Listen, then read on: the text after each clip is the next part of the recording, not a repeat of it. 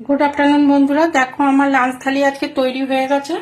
আজকে লাঞ্চে আছে আমার গরম গরম সাদা ভাত, এখানে হচ্ছে মুগের ডাল একটু পাতলা করে সমস্ত সবজি দিয়ে করেছি, আর এখানে হচ্ছে পেঁয়াজ কলি আলু ভাজা করেছি, এখানে হচ্ছে কুমড়ো আর বেসন দিয়ে বড়া করেছি, আর এখানে করেছি লাল শাক বড়ি দিয়ে ভাজা করেছি, এখানে সজনের ডাঁটা কুমড়ো বেগুন আলু আর বড়ি দিয়ে একটু তরকারি মতো করেছি, মানে বেশি ঘন করেছি আর কি, একটু পাতলা করিনি।